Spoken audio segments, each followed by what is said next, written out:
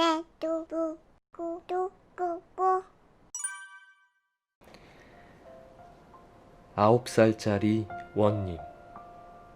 옛날에 나이가 겨우 9살밖에 안 된 어린 원님이 살았습니다. 어찌나 똑똑했는지 그 나이에 벌써 장원급제를 하고 작은 고을을 다스리고 있었어요. 원님의 나이가 이렇게 어리다 보니 그 밑에서 일하는 이방은 원님을 속으로 업신여겼습니다. 치, 어린 것이 똑똑하면 얼마나 똑똑하겠어. 이방은 아주 욕심이 많고 못된 사람이었거든요. 이방은 가난한 사람들에게도 많은 세금을 거두어 들였습니다. 그 때문에 고을 사람들이 겪는 어려움은 이만저만이 아니었었죠. 어느 날 그 사실을 알게 된 어린 원님은 이방을 불러 말했습니다. 여보시오 이방, 이제부터 내 허락 없이는 고을 사람들에게 세금을 거두지 마시오. 이방은 더 안이 꽂고 심술이 났습니다. 그럼 내가 무서워할 줄 알고. 그동안 세금을 많이 걷어서 야금야금 제 몫을 챙겨왔던 이방은 이국리 저국리에 머리가 다 아팠습니다. 저 어린 녀석을 어떻게 골탕 먹인담. 콧대를 콱 꺾어 놔야 앞으로 2다리 쭉 펴고 잘 텐데. 그러다가 마침 좋은 생각이 떠올랐는지 무릎을 탁 쳤어요. 옳지, 그렇게 한번 해보자.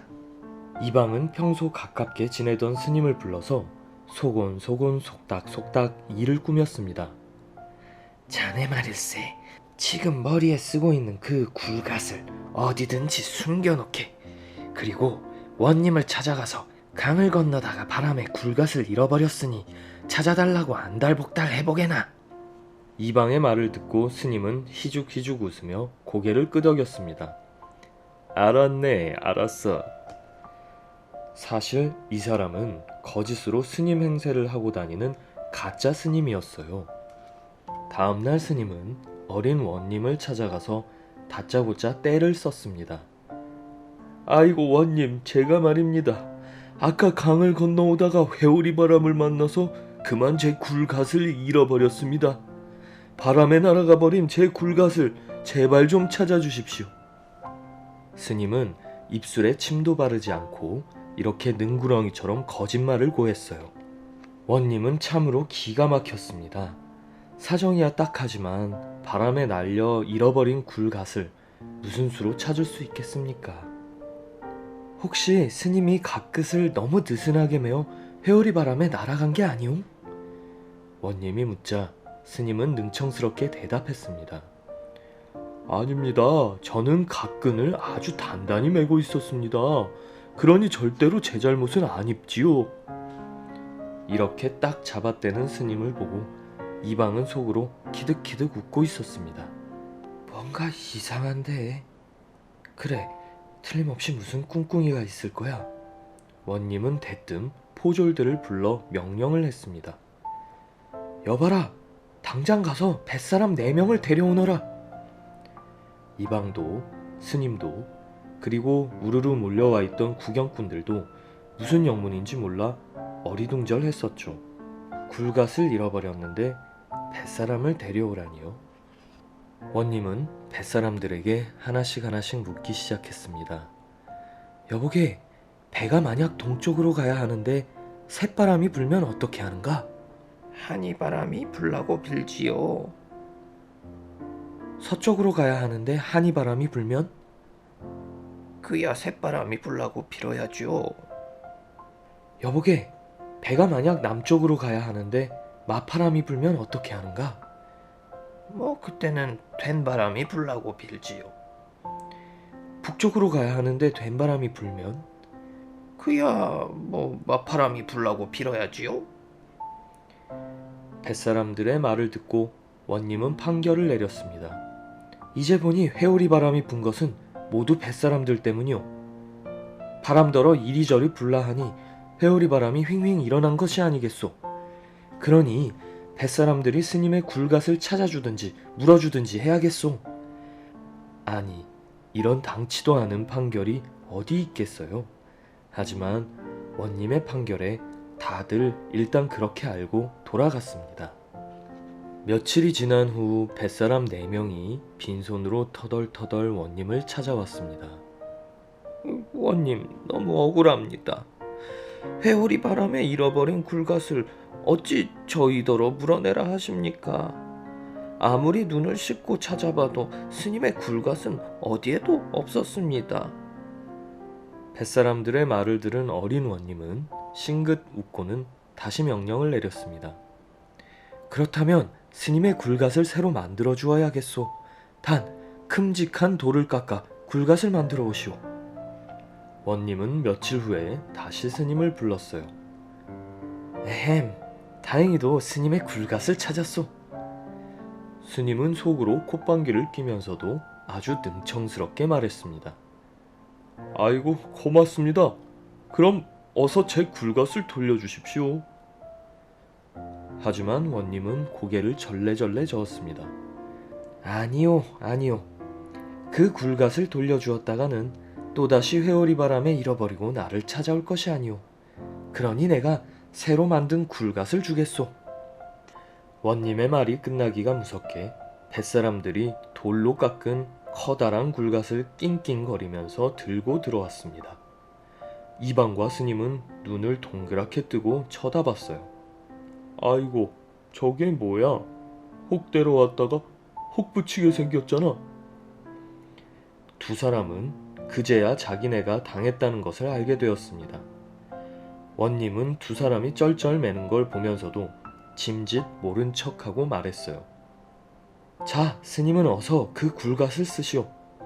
아주 묵직해서 바람에 날아가지도 않고 튼튼한 쇠줄까지 달았으니 다시는 잃어버릴 염려도 없을 거요. 스님은 펄쩍펄쩍 뛰면서 손이 발이 되도록 빌고 또 빌었습니다. 아이고 원님, 잘못했습니다. 실은 저 이방나리가 시키는 대로 했을 뿐입니다. 그 말을 들은 구경꾼들은 모두 이방을 쳐다보았습니다. 그런데 얼굴이 불그락 푸르락해진 이방은 아무것도 모른다는 듯이 시치미를 떼고 있었어요. 그러나 원님은 일부러 스님만 꾸짖었습니다. 그런 소리 마시오. 점잖은 이방이 그럴 리 없소. 스님은 어서 저 굴갓 값이나 치르고 당장 돌아가시오. 아이고 원님, 정말 억울합니다. 에헴. 이방은 슬금슬금 원님의 눈치를 살피더니 태연한 척 헛기침을 했습니다. 잠시 후 원님이 이방에게 말했어요. 여보시오, 이방. 지금 수수밭에 가서 수수대 하나만 꺾어오시오. 단 수수대는 꼭 소매 속에 넣어서 가져와야 하오. 수수대는 또 왜 꺾어오라는 거야? 이방은 입을 실쭉셀쭉 하면서 수수밭으로 갔습니다. 그러고는 수수대 하나를 뚝 꺾어서 소매 속에 넣으려 했죠.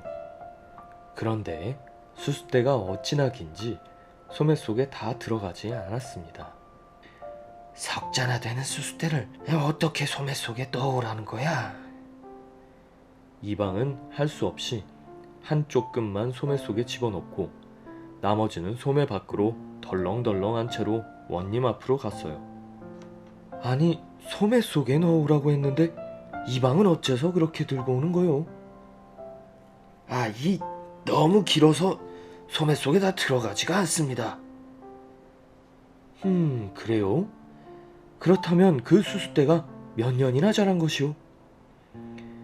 그야 딱 1년 자란 것입지요. 수수는 해마다 이렇게 쑥쑥 자라난답니다. 이방은 그것도 모르냐는 듯이 대답을 했습니다. 이방의 말을 듣고 원님은 허허 웃으면서 말을 했어요. 겨우 한 해 자란 수수대도 소매 속에 넣을 수 없지요. 그런데 어째서 이방은 9해나 자란 나를 손 안에 넣으려고 했단 말이오.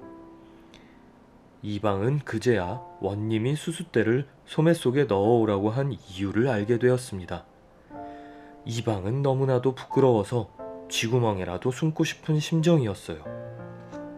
나이는 겨우 9살밖에 안 됐지만 이렇게 지혜로운 원님을 보고 고을 사람들은 모두 입이 딱 벌어질 만큼 감탄했습니다. 물론 못된 이방도 찍소리 못하고 원님의 말을 고분고분 잘 듣게 되었죠. 덕분에 그 고을 사람들도 오랫동안 편안하게 잘 살 수 있게 되었답니다.